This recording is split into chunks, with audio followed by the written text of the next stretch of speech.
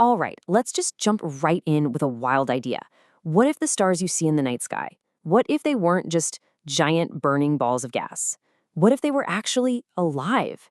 Today, we're diving into a really fascinating cosmology that might just change the way you look at, well, everything. No, really, think about it for a second.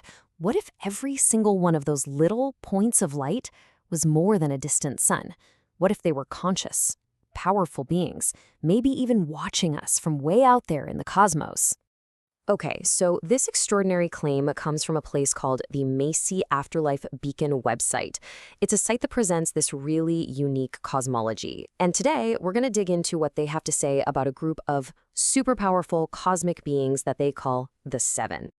So, who are the Seven? First things first, right? According to the Beacon website, these aren't just random beings. They're described as a kind of cosmic delegation specifically assigned to our planet, to Earth. And the source material makes it clear these aren't your average spiritual entities. We're talking about beings with almost unlimited understanding, forgiveness, just incredible power, wisdom, and goodness. Oh, and get this, they're also sometimes called the rainbow people because they apparently give off this amazing colorful aura. Now, this is where it gets really interesting. The website draws a line connecting this idea of the Seven to figures you've probably heard of. They're saying these are the same beings known all across the world in different cultures. You know, like the 7 archangels, the saptarishis in Hinduism, the 7 Hathors in Egypt. The list goes on. So you can get a feel for their vibe. The Macy Afterlife Beacon website actually shares what it says are direct messages from them. And this one quote really captures their perspective on us. They say, "We understand you and love you in spite of your weaknesses. In this life, you will always remain children with the dreams of titans." Kind of powerful, right? Which, of course, brings us to the big question. Okay, so what's their mission? Why are they here? What do they want for humanity?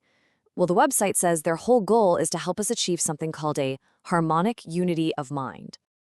And this mission, it plays out on 3 different levels. So astronomically, they're pushing us to see the universe as this bigger, multi-dimensional place.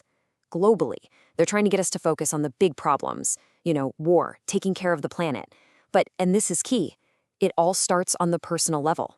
The Beacon website is really clear that real change has to begin with each of us, as individuals choosing what they call a path of decency.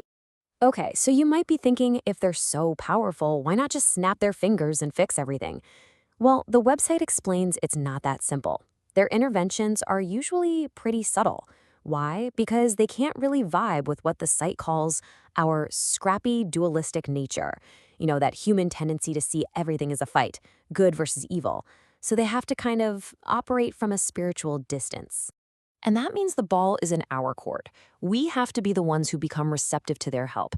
The Beacon website says there are 2 main ways to do this. First, as a way of life, just living a good, moral life sort of tunes you to their frequency. And second, you can do it in the moment, through deep meditation or really heartfelt prayer, basically sending out a spiritual flare. But while their help is often subtle, the source material does point to 3 specific times when they can intervene directly. The first is with that heartfelt prayer we just mentioned. It apparently creates a special vibration that opens a door for them. The second is at the end of someone's life. They're said to show up to comfort people, not to judge them.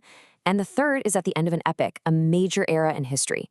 They step in to guide humanity through the rough patches, which is something they apparently promised they'd do a long, long time ago. And when they talk about prayer, it's not what you might think. It's so much bigger. Check out this quote from the Macy Afterlife Beacon website. "Prayers need not be spoken out. These are prayers too, when you pet a dog, when you smile at a child, when you are happy about the color of a flower. So any simple act of joy or kindness, that's a prayer." All right, let's pull back for a second and look at the big picture. To really get all this, you have to understand the universe as the website presents it. And it's a cosmos that's buzzing with different dimensions and levels of existence. The source material basically lays out 7 levels. Down here at level 1, well, that's us, material beings.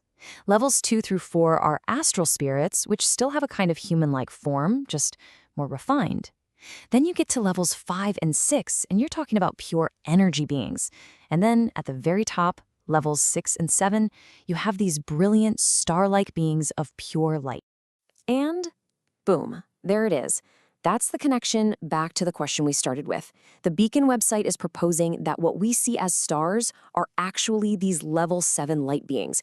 They just appear to us as burning balls of gas because their real nature is something our eyes and telescopes just can't pick up. So, the million-dollar question is, what proof is there? What evidence does the website offer for a claim this big? Well, it puts forward 3 things that it calls compelling evidence that stars really are conscious. Okay, so first, the website says that a lot of successful spirit communication seems to require favorable constellations, hinting that the stars are actively involved. Second, it talks about a spirit planet called Eden that's kept alive by 3 suns, and those suns are believed to be higher beings. And third, they point to the famous miracle of the sun at Fatima, Portugal, back in 1917. And you have to hear this quote from a science professor who was actually there. He reported that he, quote, saw the sun and felt it to be a living body. It looked like a glazed wheel made of mother of pearl. He didn't just see something weird in the sky, he felt it was alive. For the Beacon website, an account like that is a huge piece of the puzzle. All right, so where does all this lead? How can we actually forge a closer connection with these beings? According to the source material, if we, as humanity, want a closer rapport with the 7, there are 2 big conditions that have to be met. The first is on us. We need to cultivate a more refined human nature. And that's a personal quest, right? It's about spiritual refinement, stepping back from all the earthly drama. And the second condition, we need a better sense of the cosmos itself, to really grasp that the universe isn't just dead, empty space, but that it's vibrant, conscious, and totally alive. And this right here is a really crucial point. The website stresses that this journey isn't about saving humanity as a collective group, which it actually calls incorrigible. No, the focus is squarely on the individual's path. It's about you taking on that personal quest for spiritual refinement, maybe with a small group of like-minded people. So we're going to leave you with one last, really provocative thought from all this material we've looked at. The Macy Afterlife Beacon website suggests that our own sun is a living, conscious body. So what if it was? I mean, really, think about that. What would that mean for us, for science, for our entire understanding of our place in the universe?